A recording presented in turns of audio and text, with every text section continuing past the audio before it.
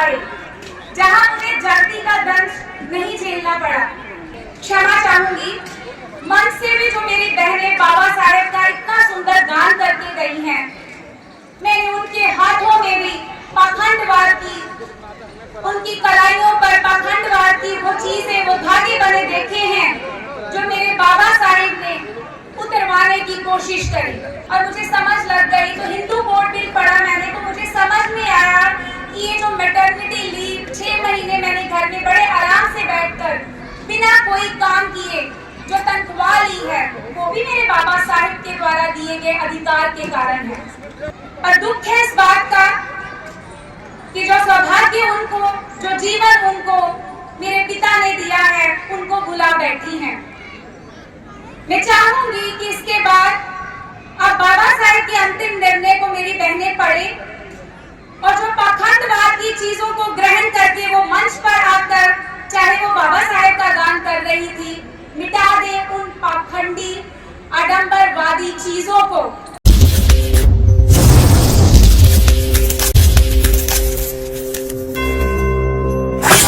हमारे परम श्रद्धेय भक्ते डॉक्टर करुणाशील राहुल जी को सबसे पहले मैं सादर बंदावी कहूंगी। आज मैं अमरदीप कौर,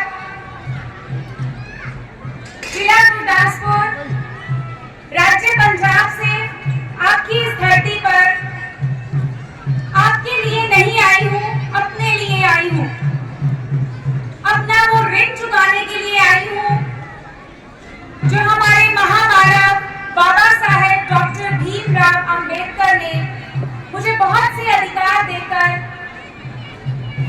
मेरे ऊपर एहसान किया है और मेरे जैसी भारत की करोड़ों महिलाओं के जीवन को बदला है।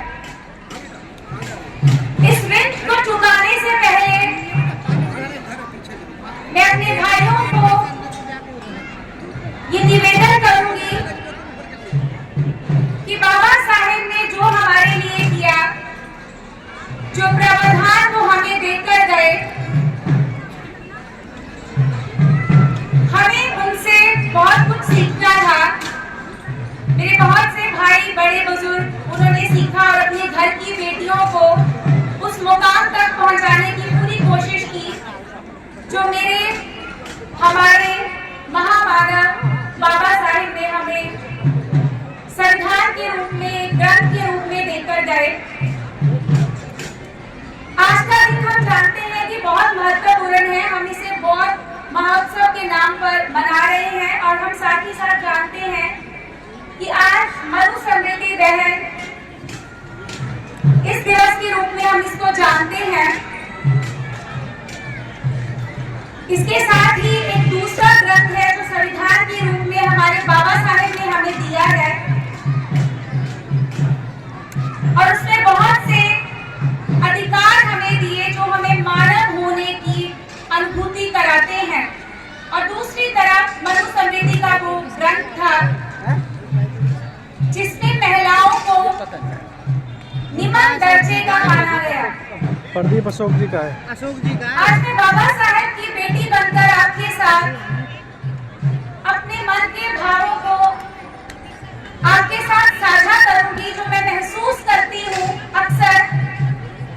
और जब मैं भी जागी नहीं थी तो मैं ऐसे ही उन्हीं पाखंडों में, आडंबरों में फंसी बैठी थी जिससे मेरे पिता ने मुझे निकालना चाहा। मैं महसूस करती हूँ कि मेरे माता पिता ने जो जीवन मुझे दिया, जो बाद में मुझे समझ लगी कि जीवन इतना सुंदर इसलिए नहीं है कि मेरे माता पिता नौकरी करते थे और उनके पास ये सामर्थ्य था कि वो मुझे एक अच्छे स्कूल में पढ़ा पाए जहां मुझे जाति का दंश नहीं झेलना पड़ा। पर मैं भूल चुकी थी कि मेरे समाज के उन पुत्र पुत्रियों ने जो बाबा साहेब को अपना पिता मानते हैं, उन्होंने मिशन के द्वारा, केडर कैंप के द्वारा मुझे जब जगाया तो मुझे समझ लगी कि मेरे जीवन को सुंदर बनाने में जो माता पिता की नौकरी का योगदान है वो भी मेरे माता पिता को किसी दैवी शक्ति से नहीं मिली है। उसके पीछे शक्ति थी मेरे बाबा साहेब के संविधान की। आज मेरे माता पिता इस दुनिया में नहीं है, लेकिन उनकी बेटी होने के नाते, बाबा साहब की बेटी होने के नाते मैं उनका कर्ज उतारना चाहती हूँ और अंतिम सांस तक उतारूंगी। और वो किस तरह उतारना है, जैसे कि हम सब जानते हैं, जैसे मैंने महसूस किया, शायद यहाँ बैठी बहुत सी औरतें, महिलाएं, बेटियां ये महसूस करती होंगी। जब मैंने सबसे पहले बाबा साहेब की किताब वेटिंग फॉर वीजा पढ़ी, तो मुझे समझ में आया कि मुझे तो मेरे स्कूल में कभी पानी पीने से रोका ही नहीं गया। पता है क्यों? क्योंकि बाबा साहेब को उससे पहले पानी पीने से रोक दिया गया था। और इस बीमारी को हटाने के लिए, जो जातिवाद की घातक बीमारी हमारे समाज को लगी हुई थी उस समय, उसके लिए बाबा साहेब ने बहुत काम किया। उन्हीं की वजह से मैं अपने स्कूल में बैठकर पढ़ पाई और मुझे बाबा साहेब की तरह उठना नहीं पड़ा स्कूल से। मैं धन्यवाद करती हूँ बाबा साहेब को, कोटि कोटि नमन करती हूँ कि सिर्फ एक वो महामानव थे जिनकी वजह से मैं अपने स्कूल में अच्छे से पढ़ पाई। उन्हीं की दी हुई नौकरी थी मेरे माता पिता के पास कि मैं अच्छे स्कूल में पढ़ पाई। मुझे किसी ने मेरी जाति नहीं पूछी कभी, क्योंकि मेरे बाबा साहेब वो देकर गए मुझे जिस संविधान से मेरे स्वाभिमान की रक्षा हो पाती थी। एक महिला होने के नाते, एक बेटी होने के नाते हम सब महिलाएं इस चीज को समझती होंगी। बाबा साहेब की बहुत देन है। जब मैंने पढ़ाई की, मुझे नौकरी मिली, मुझे समझ में आया कि ये नौकरी संविधान की वजह से है और उस संविधान को लिखा मेरे पिता बाबा साहेब ने था। जो श्रेय शायद मैं पहले सोए होने के कारण देवी देवताओं को देती थी, मुझे समझने लगा कि ये संविधान की वजह से है। मैं धन्यवाद दूंगी इस मंच से अपने पिता को कि उन्होंने मुझे इतना सुंदर जीवन दिया। अपने जीवन को सुंदर बनाने के बाद जब मेरी शादी हुई और मुझे पुत्र प्राप्ति हुई, तो मुझे बाद में अवकाश भी मिला 6 महीने का। और मैं बहुत खुश थी कि कितनी अच्छी बात है कि घर बैठी हूँ और मुझे सैलरी मिल रही है। और फिर मुझे बाद में जब मैं जाग चुकी थी और मुझे समझ लग गई, तो हिंदू बोर्ड बिल पढ़ा मैंने, तो मुझे समझ में आया कि ये जो मैटरनिटी लीव 6 महीने मैंने घर में बड़े आराम से बैठकर बिना कोई काम किए जो तनख्वाह ली है, वो भी मेरे बाबा साहिब के द्वारा दिए गए अधिकार के कारण है। और मुझे समझ में पड़ा कि जो अधिकार, मताधिकार, ये जो मैटरनिटी लीव का जो मैं आपसे बात कर रही हूँ, प्रसूता छुट्टी जो हमें मिलती है, उसका प्रावधान जो बहुत बड़े देशों में, अमेरिका और स्विट्जरलैंड जैसे देशों में बहुत से प्रयत्नों के बाद औरतों को मिला और औरतों ने ही इसके लिए लड़ाई लड़ी। पर देखिए, महामानव बाबा साहेब एक पुरुष होते हुए भी उनके अंदर कितना दर्द था मेरी जैसी बेटियों के लिए। क्या कभी आपने सोचा है, जो यहाँ पे पुरुष बैठे हैं, अगर उन्होंने कभी अपने बड़े बुजुर्गों से बात की हो, तो इस दर्द को महसूस करवाया हो अगर उनके बड़े बुजुर्गों ने, कि किस प्रकार स्कूलों में पढ़ने की बात तो बहुत दूर है, हम जहां से गुजरते थे उस जगह को भी हमें ही साफ करना पड़ता था। आज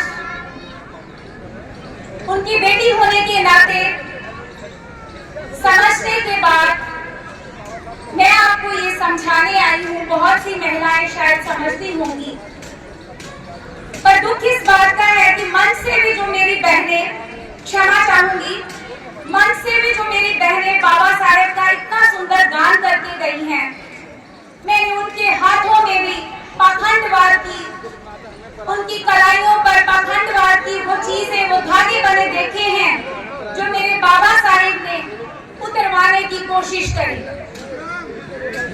क्या आपको लगता है कि बाबा साहेब के लिए बहुत गान गाने के बाद मैं खुश हूं कि एटलीस्ट आप उन महिलाओं से बहुत अच्छी हैं जो अपने रहबरों को समझ रही हैं, उनका गान कर रही हैं। पर मैं निवेदन करूंगी मेरे जैसी बेटियों से, मेरे जैसी माताओं बहनों से कि इसके बाद बाबा साहेब के अंतिम निर्णय को भी जरूर पढ़ें। जो उन्होंने कहा था, उन्होंने एक धर्म का नाम लिया था और उस धर्म को छोड़ने के बाद उन्होंने एक धर्म में प्रवेश किया था। हमें उस धर्म में प्रवेश करना है। उस धर्म में प्रवेश किए बिना बाबा साहेब का सपना हम कभी पूरा नहीं कर सकते। हम महिलाएं,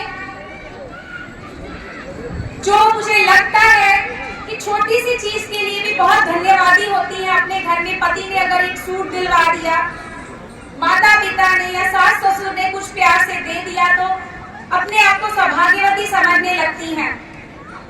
पर दुख है इस बात का कि जो सौभाग्य उनको, जो जीवन उनको मेरे पिता ने दिया है, उनको भुला बैठी हैं। मैं चाहूंगी कि इसके बाद अब बाबा साहेब के अंतिम निर्णय को मेरी बहनें पढ़ें और जो पाखंडवाद की चीजों को ग्रहण करके वो मंच पर आकर, चाहे वो बाबा साहेब का गान कर रही थी, मिटा दे उन पाखंडी आडंबरवादी चीजों को, झोंक दे उसको उस भट्टी में जिस भट्टी से बाबा साहेब सोने की तरह तपकर हमें संविधान लिख कर गए। हमें समझना पड़ेगा कि वो पिता जिसकी बेटियां उसको भुला चुकी हो, वो कैसा महसूस करता होगा अगर हम सोचते हैं कि वो हमें देख रहे होंगे। क्या कभी आपने इस दुख को महसूस किया है?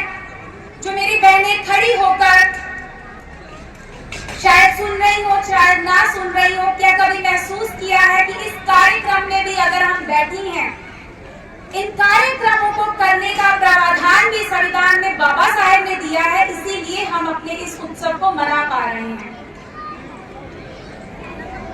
हमें समझना होगा कि जिस धर्म की मैं बात कर रही हूं, उस धर्म को पढ़ना पड़ेगा। बाबा साहेब मेरे पिता मानते थे कि जिस घर की औरत पढ़ी लिखी होगी, उस घर में स्वाभाविक रूप से ही खुशियां आएंगी, क्योंकि औरतें, उनके हाथों में कमांड होती है कि वो बहुत सी चीजें अपने बच्चों को सिखाती हैं। भय भी वही सिखा रही हैं और उनको निडर होना भी वही सिखा रही हैं।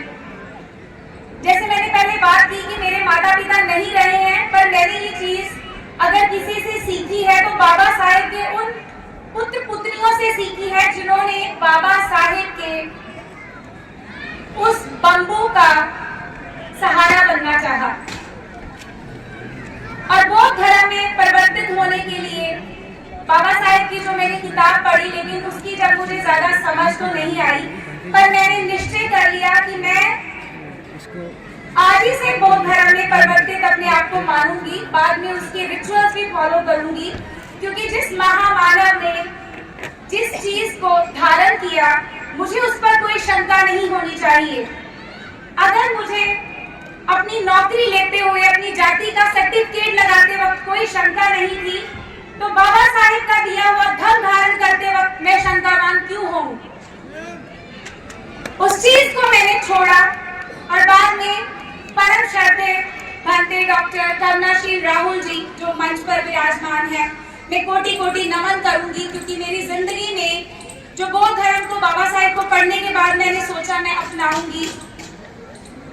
उनके जो बौद्ध धर्म के रीति रिवाज, जो रिचुअल्स हैं, उनको फॉलो करके मैंने अपने बच्चे को जो सीख दे रही हूँ, और मुझे लगता है कि जो क्षमा मैं यहाँ पे मांग रही हूँ अपने बाबा साहेब से कि मैंने वो काम नहीं किया, उसके लिए गलती मेरे माता पिता की भी रही होगी।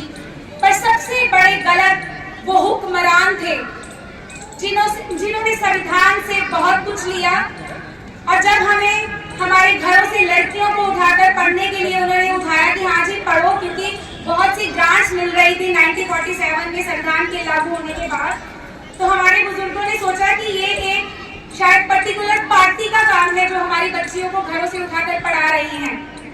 वो हुक्मरान गलत थे जिन्होंने ये बात रिजर्वेशन ले ली, मंत्री पदों पर विराजमान हो गए और ये बात हमें नहीं बताई कि ये चीज, ये जीवन, ये सुंदरता, ये सब कुछ बाबा साहेब का दिया था, ना कि उनका। इसके बाद मैं चाहूंगी कि आप हिंदू कोड बिल को विस्तार पूर्वक मेरी बहनें जरूर पढ़ें, जिसमें ये बताया गया है कि आज हम अपने घर के मर्दों के कंधों से कंधा मिलाकर चल पाई हैं। अगर आज हमारे पास हमारी जेबें लग गई हैं, हमारे पहरावों में हमारे पास पर्स है और उनमें पैसा रखने की जगह है, तो वो सब कुछ, वो सारा कुछ बाबा साहेब का दिया है। भूलने को तो हम बहुत कुछ भूल जाते हैं, लेकिन जैसे हम अपने बड़े बुजुर्गों को याद करते हैं समय समय पर, बाबा साहेब को भी याद करते हैं आप लोग, कुछ दिन मनाते हैं उनका जन्म दिवस, महापरिनिर्वाण दिवस, कितना मेरे पिता को याद करते हैं और घरों में चले जाते हैं और फिर से उन्हीं चीजों में अपने आप को व्यस्त कर लेते हैं।